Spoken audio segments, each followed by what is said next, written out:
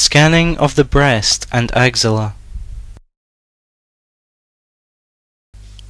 In real-time examination with a linear probe for breast scanning, we can only scan a slice of the breast each time. This slice is approximately 5 cm long and only 1 mm wide. For this reason, we should scan the breast in an organized way in order to fully examine the whole area.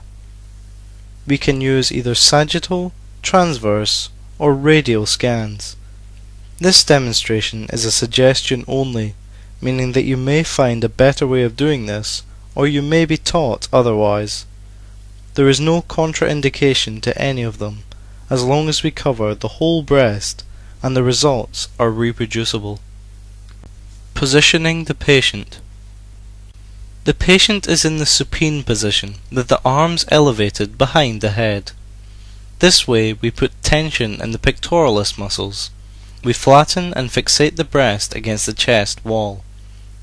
The same position is used in breast surgery, and this gives us the benefit of reproducing the ultrasound findings in the operating theatre.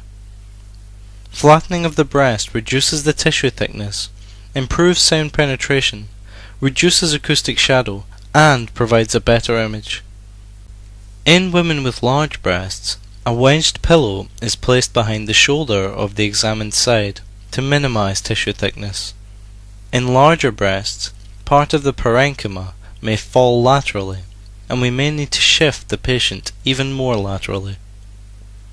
The examiner is sitting at the height of the patient, with the patient as close to the edge of the bed as possible, bringing her body close to the examiner. This setting will help us to have a better grip of the transducer. The probe is gripped with all fingers at the base, resting the examiner's forearm at the patient's torso. Remember to orientate the probe at the right direction with the head of the woman, in order to avoid confusion.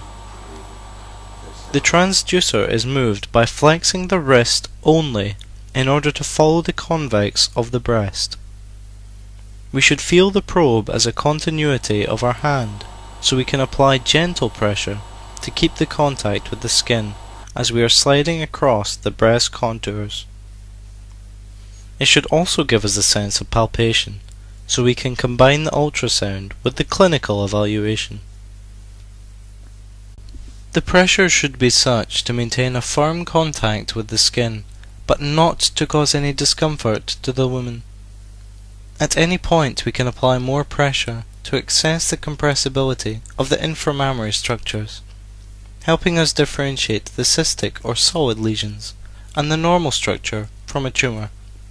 Glandular and fatty tissues are compressible, but solid tumours are not.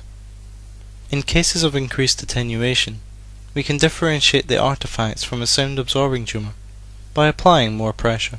We start by applying an amount of gel to the nipple, which we will later spread across the whole breast. First we take a good look at the nipple area.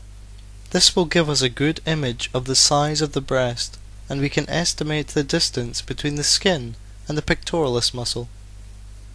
Knowing this, we can apply zoom to our screen in order to maximize the field of our view. At all points of the examination, we should make sure that we have a good view of the structures between the skin and the muscle.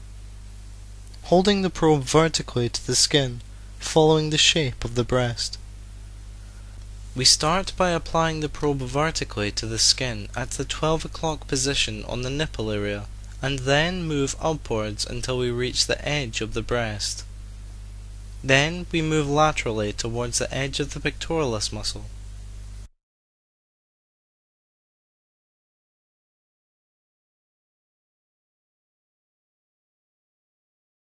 Then we move gently towards the sternum, observing the harmonic movement of the structures, looking for anything that breaks this continuity. We advance to the medial part of the breast, and follow this plane until we reach the parasternal area. Then, having the ribs as a guide, we move downwards until the rib we see at the bottom of the screen comes to the top. This way we can overlap the scanning area and make sure that we cover the entire breast. We continue laterally again until we reach the edge of the muscle, when we see the ribs, and we use them again as a guide to move our plane one step down. With the same technique, we continue until the whole breast is scanned, roughly 3 to 4 planes. For the less experienced examiners, it is recommended that we perform the scan twice in order not to miss any minor findings.